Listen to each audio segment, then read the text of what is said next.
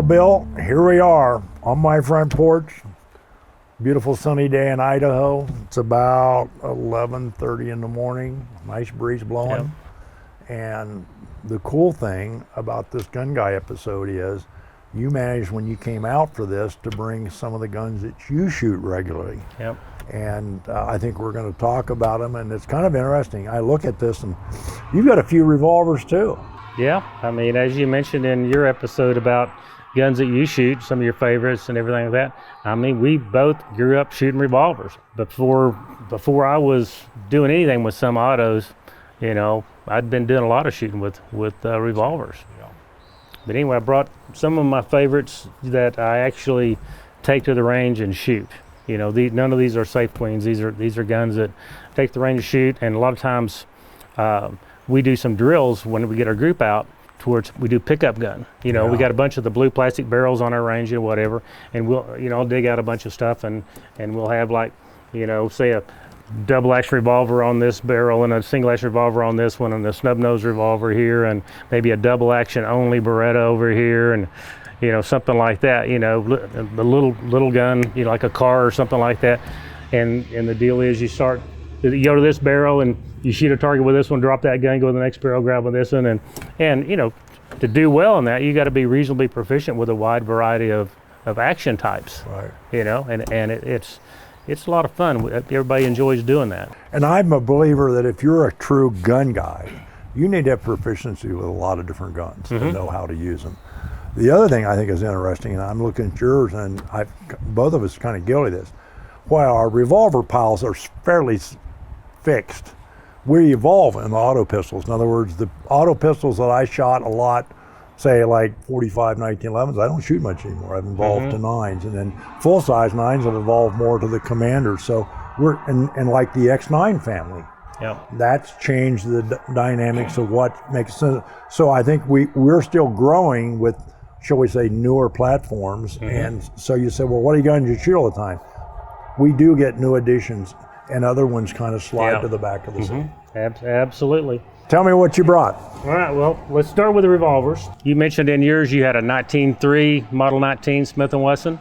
Well, what I've got here is a Model 19.3. Oh, cool. So that's an early 1970s gun. Early 70s Model 19.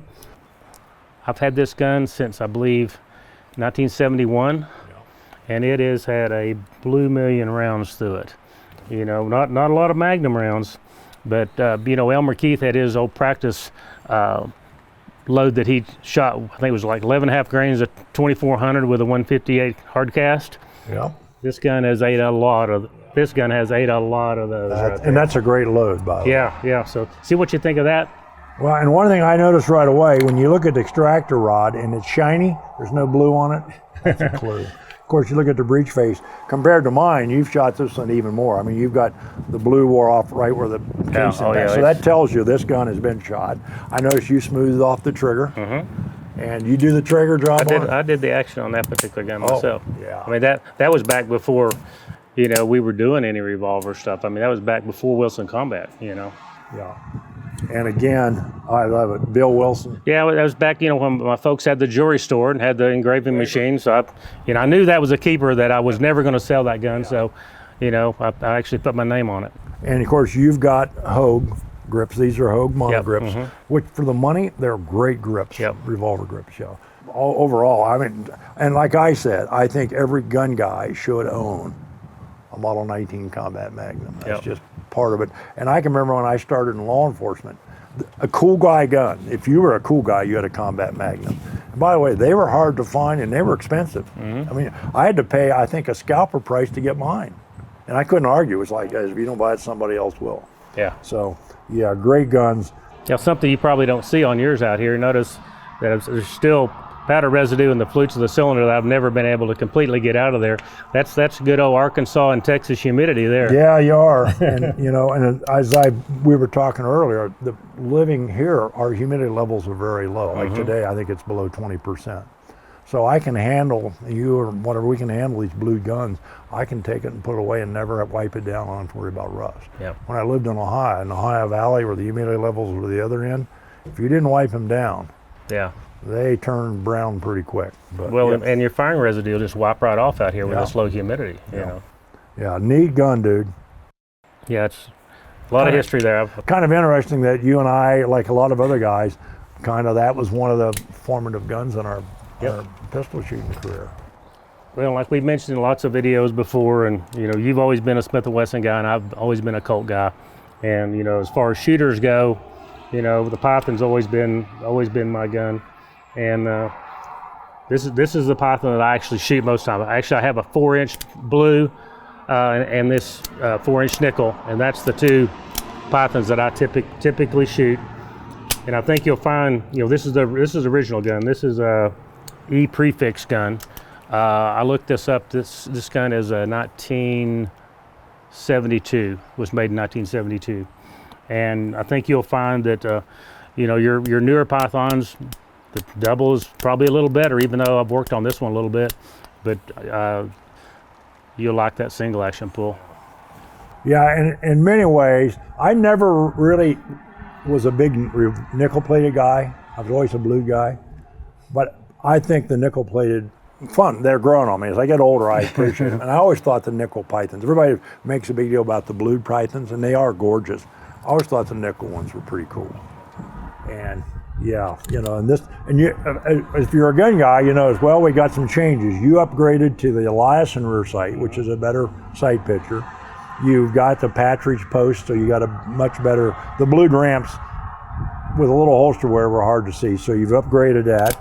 You got a pair of, these are Hogue stocks, good feeling stocks, and we'll see what we got here. Yeah, the new guns are better than that, but the single action, what's that, 2.5 pounds? Yeah, around that. Yeah, that's nice, great gun. These are, and there's no question about it, nobody would ever argue that the Pythons weren't accurate. Oh yeah, yeah, that 1 in 14 twist that they did where Smith running 1 in 16 has always been more accurate especially for a 38 special loads. One of the things about the Python, and we'll talk maybe in one of those episodes we get a chance to do, or I may get to do on gun handling, about one thing about the Smith versus the Colt. The Colts have a short extractor stroke. Mm-hmm. It's not even long enough to eject a 38 specialist. So you have to invert the gun so gravity's working for you, or do something like that. Where the Smith has got a longer extractor spoke, it'll generally clear the 38 specials. But so that was a loading technique with the Colt you had to learn, is to get them. Matter of fact, a lot of guys did this technique to get them clear. But yeah, this is a cool gun. A lot of people have in the past have commented about the YouTube videos that Bill and I do, and they go, so-and-so, Ken, you're pointing a gun at Bill. Well, one, remember the perspective from the camera, what looks like I'm pointing a gun at him as I'm, a couple of feet away. Number two, they say, well, you should check the guns. And to this point, some people will actually want to show everybody you got an empty gun, on the camera. Well, I'm not an idiot, and neither are you. If you think the bullet's going to come through the lens of the camera and hit you between the eyes when it pops out of your computer, you need to, you're drinking the wrong stuff. Bottom line is gun safety, and we have a lot of online, I call them safety Nazis, that are obsessed with it. In the world I function in, there's only 2 safety rules that really, really matter. Muzzle awareness and finger position. And of the 2, this is number 1. Because I can point this gun any number of places, as long as my finger's not on the trigger guard, it ain't gonna make a noise. People say, well, guns go off. No, they don't. Yeah. And it's not like we didn't check all these before we laid them out here to start the episode. So for you, safety Nazis, I won't say go pound sand, but I should. That's the way it is. So if you think I'm pointing a gun at Bill, actually the angle is such, I'm pretty careful. And by the way, whether the gun's right here or it's 2 inches out, we're still not pointing at him, so get over it. But bottom line is, I gotta say, you got some cool Pythons. I mean, and we know, you probably have more Pythons than anybody I know. But this is cool, this is the one you shoot the most. Yeah, that's a shooter there. Cool gun. I'll let you put that back. Yeah, that one didn't want to go. Yeah, what have we got going on here? Yeah, something's going on, Bill.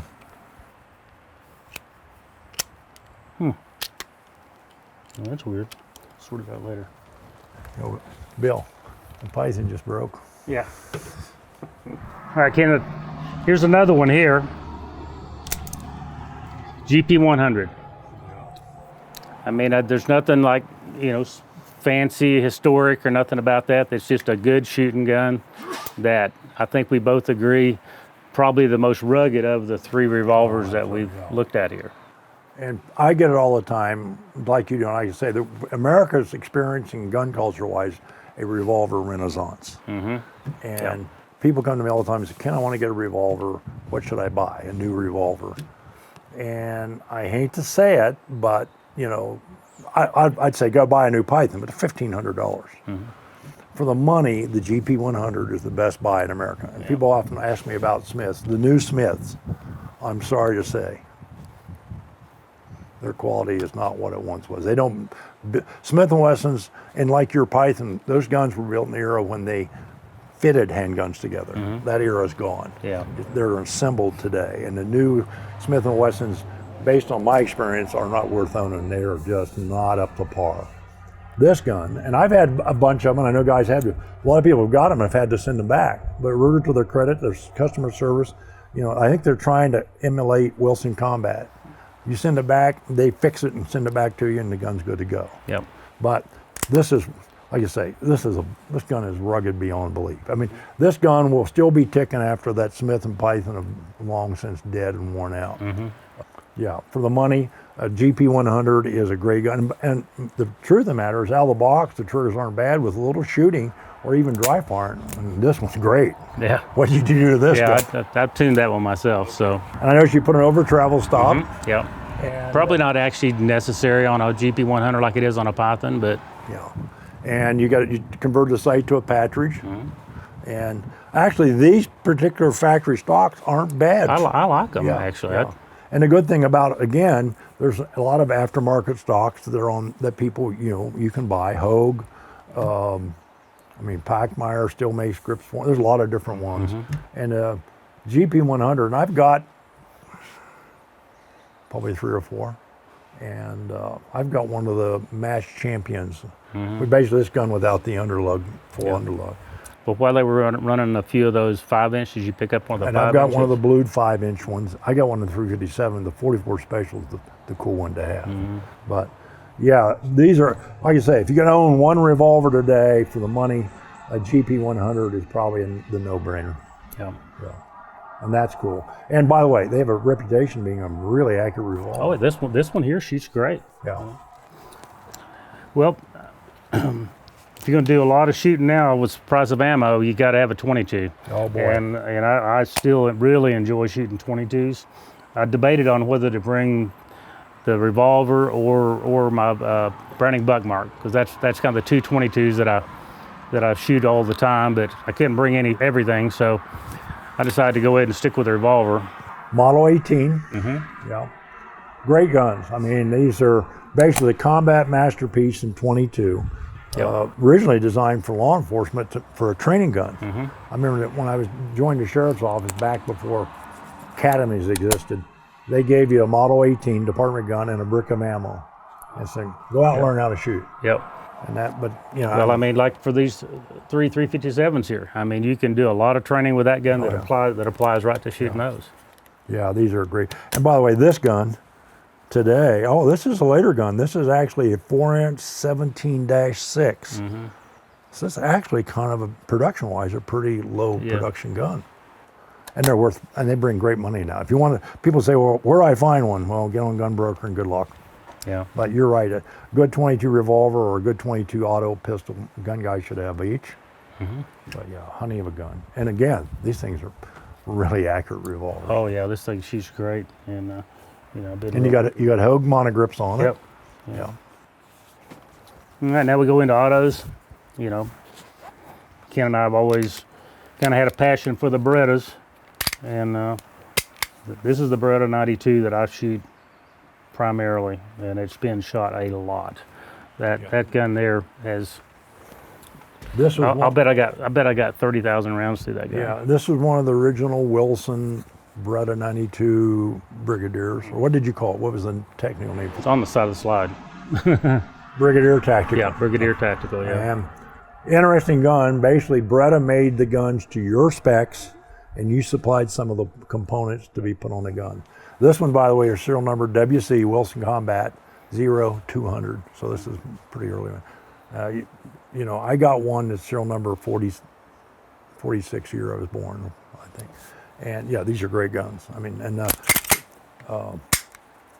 trigger-wise, I always tell everybody, if you buy one, pay for the trigger job. It's worth it. And you and I both are in the same boat. I think as a easy auto pistol to shoot, and a lot of people say, well, I don't like the double action trigger. Well, you know, it's called practice. You learn to shoot them. But these guns are superb.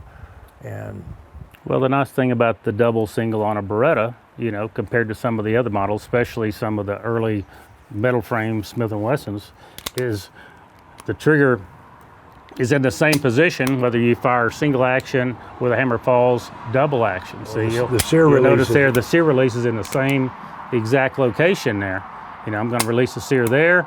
I'm going to do it double action, it's going to be the same place. Yeah. Where a lot of them, the single action is going to be way forward, and then the double action is going to be way to the rear, and you're kind of hunting for the trigger, you know. I think a secret here, when you look how the mag well's all nicked up, that's a clue this gun's been used a bit. Oh, yeah. That's cool, yeah. Neat guns. I'm like you. I think a gun guy should own a Beretta. Face it, U.S. military service pistol. And if you haven't shot a Beretta or spent any trigger time on one, you're missing out. Yeah, and the recoil impulse is the softest of any 9mm ever made. I've never shot any 9mm that recoils as light as a Beretta 92. Okay, we're going into 1911-ish guns here. I think this is a eXperior here, single stack eXperior. It's got a compact frame and a commander's top end on it. You know, 4 1/4 top end on it. And of the single stack guns, this is kind of my favorite gun to play with there. And with that track pattern and the grip panels on it, I mean, you can really get a grip on that thing. It doesn't move around your hand with your hands. That's right. If you're worried about your gun slipping in your hand, this is not going to. Yeah, it's not going to move around. Yeah. That's a little fun gun to shoot, real accurate. Yeah. Actually, this size 1911, I'm convinced now that the 5-inch gun where they're really pussycats to shoot, that the soft spot or sweet spot is the kind of the commander 4 1/4 or 4-inch as far as 9mm recoil impulse. To me, when you shoot a 5-inch 9mm, it almost feels like you're waiting on the slide to work. The reality is, I've said, guys, well, I have to wait on the gun. No, you don't. Unless you've got a 0.006 of a second split, no, you can't outrun the gun. But this, I think we all have learned that the 9mm 1911, the smaller compact versions are really the way to go. The full size, probably not as desirable as we once thought it was. So yeah, this is a cool gun. And this is a steel frame. Does Wilson offer this with an alloy frame as well? Yeah, we can do it with alloy too. So that'd be kind of great for a carry gun in this configuration. Yeah, this is a nice gun. Yeah, we built that one kind of more as a range gun, you know, so it's got a steel frame. Yeah, it's nice, fun gun to shoot. But this is the gun that I shoot the most, and the gun that I think I shoot it better than any gun that I've ever shot. That's our SFX9 4-inch 15 round, and I don't know what it is about that gun, but it just works for me. I really shoot that gun well, and even though it's a real lightweight gun, man, it gets back on target real quick. You know, when I came to Berryville about a little over a year ago, June of last year, this gun was just coming on out. And I remember you guys provided me one to shoot some of the drills with. And the first time I shot it, I mean, literally loaded. I remember Steve gave me the ammo, I loaded it up, and we shot one of the masterclass drills. So I'd never really had any, and I shot the gun, I was like, whoa. It's nice and flat, so from a carry standpoint, I think that as far as getting an index grip-wise, to get, it actually works real well. And I was surprised. I shot it and it was kind of like, I shot, I think, the 222 drill cold, first time I'd ever fired a gun, and it was like, holy cow, this is a real shootable little gun. So. Yeah, it's actually thinner side to side of the grip frame than this 1911 here. Yeah. You know. Yeah, I think we would probably both agree that this configuration of gun is probably going to be more of the future. I mean, if you gave me my old original X9, I don't want to get rid of it because it's one of my favorite cool old guns. But if you said, here, carry this one or carry that one, this is the gun I would probably say, I'll take this gun to carry. Yeah. Well, it's rapidly becoming our best-selling model. I bet. But you know how a lot of people, you know, I mean, I think we both agree we'd rather have a little more slide length and a little smaller butt that's easier to conceal.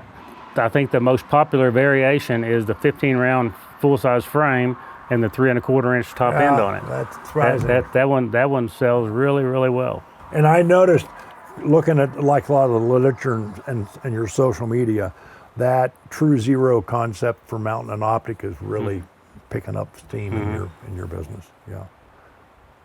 This cool gun. I was impressed when I saw it a little over a year ago. And of course, here's the latest, greatest.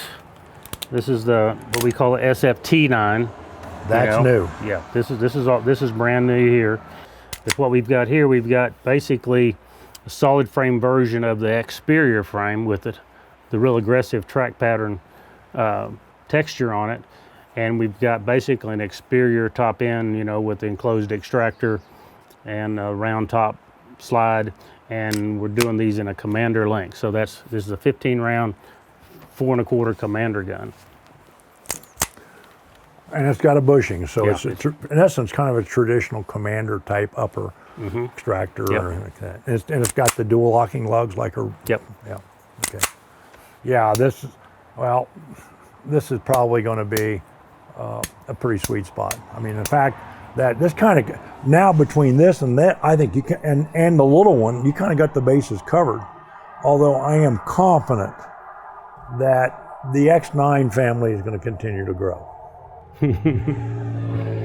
Probably so, but yeah, this is a cool gun, and I'm anxious to do some range time with this gun because I think, you know, my rationale is, well, it fits in a commander holster, and I got a lot of commanders, so why not? Yeah. I don't have to call Jim Wall and say make another one. So this is a nice gun. It's a fun gun to shoot, and I really enjoy shooting it, but for whatever reason, I still think the 4-inch slide with the cone barrel comes back on target faster than the 4 1/4 with a bushing. You know, I mean, I shoot that gun, you know, well, but I still shoot this one I think a little bit better. You know. And I think one thing I noticed, the original X9s, you guys offered them with an adjustable elevation rear. I noticed you guys have kind of went back to the fixed sight. I obviously both will work, right? Yep. I have to admit, I kind of like the fixed sight. Yeah, I mean, if a customer wants to get a adjustable on that, they can get it. But I'm curious, are fiber optic front sights your biggest seller in the X9 family? Well, they're just kind of the standard sight that comes on them. That's what comes. It's just kind of, once else you got to order as an option. Yeah, you know, you can get tritium or your gold bead or whatever, you know. Out of curiosity, what's the percentage of ambi versus strong side, or is it? Oh, I would say the majority are single side. Yeah. And people often ask me about it, and you know, I'm not a big ambi safety guy. However, some people like them, some people need them. My experience with the ambi safety is, and the gun I'm carrying right now, which is a gun that the boys built for me. I call this my Swenson tribute gun. The guys in the custom shop built this for me, and basically it's a Wilson Combat. It's stainless, but it looks like hard chrome, like the Swenson. It's got the square trigger guard. But I had to put an ambi on it because the Swenson guns were classically ambi. The trouble with the ambi is every once in a while, I'll pull the gun out of the holster and the safety's been knocked off because it bumps against something. Yep. I don't care for that. You know, if I was a left-hander, I wouldn't have any option. But as such, typically, I'm a strong side safety guy, and yeah, I'm not a big fan of an ambi safety unless you're a left-handed shooter. But cool guns, and it's kind of interesting how, you know, this kind of represents back in the day. Although we know revolvers are kind of making a comeback, and it's interesting. There's not a 45 there. No. Yeah, and so we do, even when we're old geezers, we do grow a bit as far as understanding what's going on. And let's face it, the higher capacity 9 is pretty much, let's face it, it's not a trend anymore. It's standard practice pretty much in the marketplace. So, well, that is cool, Bill. I am That's interesting. And thank you for bringing those to show me. Yeah. Listen, folks, again, if you don't forget, push that subscribe button. If you have questions or comments or things that you find of interest, don't be afraid to add the comment section, and we'll do our best to answer your questions down the road. I hope you enjoyed this. Beautiful day in Idaho. Bill and I are planning to go into the range, and we're going to shoot some of these puppies. So you all stay safe. We'll see you down the road.